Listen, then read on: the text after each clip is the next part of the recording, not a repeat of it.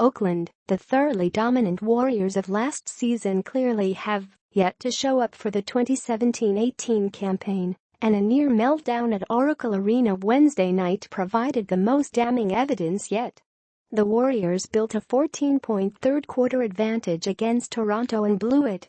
They took an 11-point early in the fourth quarter and blew that so badly, the Raptors surged ahead by 5 points heading into the final 2 minutes. It looked like a night of total disaster. Related articles. Ex-Warriors talk with David Stern signal sea change on marijuana in the NBA. Steve Kerr on the NBA allowing medical marijuana, I think it'll happen. Warriors coach Steve Nash gets championship ring in a hilarious way. Klay Thompson begins his fire relief quest as Warriors open homestand. Live updates, Warriors vs Raptors, Wednesday night. But these are the Warriors, of course, and what was looking like one of the worst ever home defeats under coach Steve Kerr suddenly turned into one of the most thrilling finishes. Huge three-pointers by Kevin Durant and Stephen Curry in the final 102, and a pivotal block by Klay Thompson allowed Golden State to pull out a miraculous 117-112 victory. But more than a few people may have come away with butt blisters from squirming uncomfortably. For the record, these were the key particulars of the victory. Durant, who scored 29 points, hit a three-pointer that tied things at 112 all with 1:02 left, and after Toronto's DeMar DeRozan missed a pull-up jumper, Curry hit a step-back, top of the key three with 32.1 seconds to go. Thompson then blocked Kyle Lowry's layup attempt with 16.1 seconds on the clock, and the Warriors then sealed their third win against two losses with a pair of Curry free throws with 5.1 seconds remaining, his game-high 29th and 30th points. But the final 1.5 minutes might have been the only time the Warriors really looked anything remotely like the NBA champion Warriors. For most of the rest of the game, they played disturbing, dentist chair basketball. They're still giving up too many points because of defensive breakdowns and lack of communication.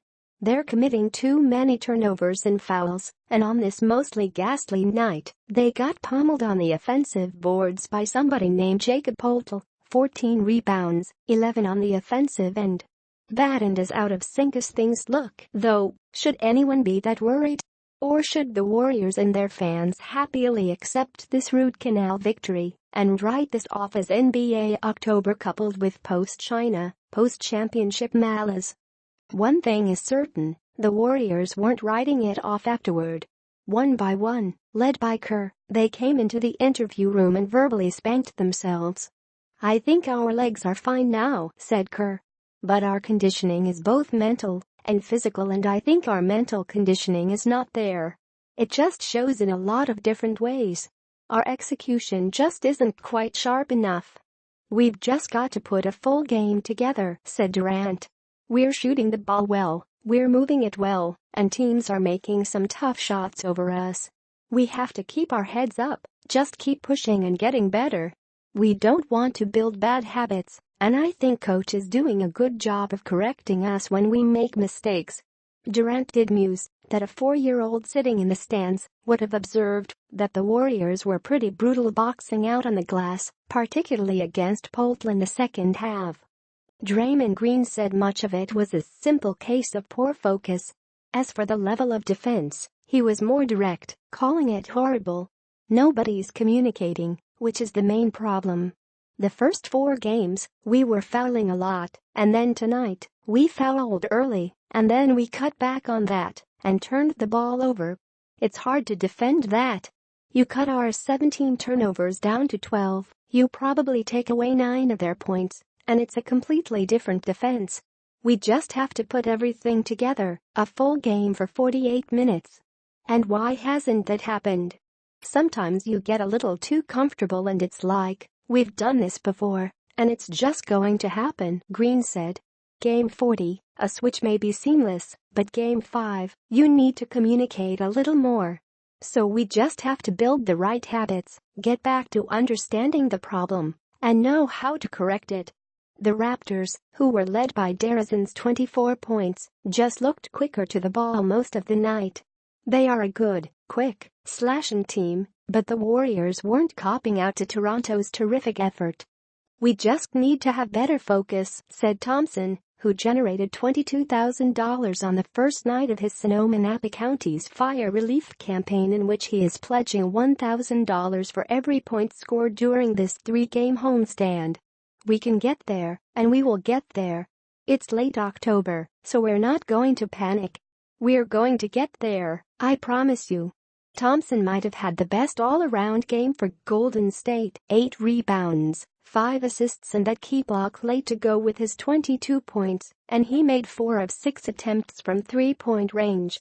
That's one thing the Warriors did do well, making 12 of 26 shots from long distance. The Warriors struggled to catch a groove in the first half as Kerr tinkered with various lineups to try and find some effective new combinations. With Toronto missing its top 2 centers, Jonas Valanciunas and Lucas Nogueira, with ankle sprains, Golden State declared one of its own backup centers, JaVale McGee, a rare inactive.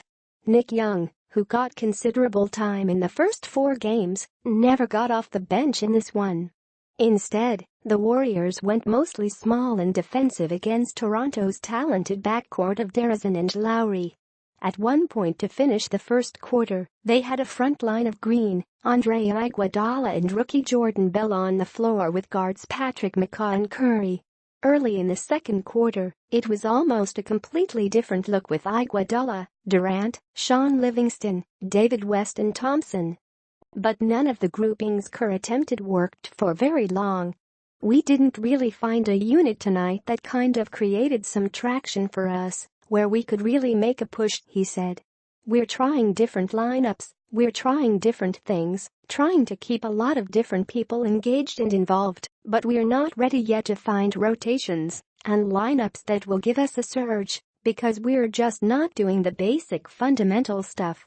Second-year center Damian Jones, who didn't play at all in the first 4 games of the season, has been assigned to the Warriors' developmental G League team in Santa Cruz. "He needs to play," said Kerr. "I talked to him the other day on the road. This is probably an unfair metaphor, but I reminded him that Aaron Rodgers didn't play for like 3 years. Go ahead with your 'I just compared DJ to Aaron Rodgers' jokes, but more than anything, it was just a reminder that especially for a young guy like that who should be a senior in college, he's just a kid, filled with potential, but he needs to play. He's playing on the best team in the league, the world champs, and he's playing behind 3 to 4 veteran centers who have been doing this for a long time. There's just no minutes for him. You just keep pounding away if you're a guy like that," Kerr said. You work, and eventually your time comes." The Warriors entered Wednesday's game having committed the 6th most fouls in the league and are averaging 24.8 fouls a game. Hence, Kerr said the team's entire film session was on fouling.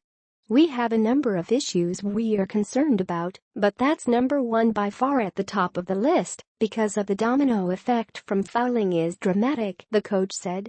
"You're giving up free points, the game is stopping, you're getting into foul trouble, you're getting into the bonus earlier, so when you do have to commit a foul to stop a fast break, it's 2 free throws. The pace of the game changes, and more than anything, it's a sign of discipline. You keep reaching and reaching mindlessly, you're obviously not going to execute very well at the other end because your head's not in it. So that's our focus right now, and we think if we can take care of that, it'll solve a lot of our problems and allow us to continue to grow." Curry entered the game having made his first 39 free throws of the season in 41 straight dating back to last regular season. He went 8 for 8 to up his totals to 47 and 49, respectively, and he is drawing closer to his personal NBA mark of 52 consecutive free throws, as well as the franchise mark of 60 straight held by Rick Barry. Curry has a ways to go to challenge the NBA mark for consecutive free throws. Former Minnesota guard Michael Williams made 97 in a row during the 1993 season.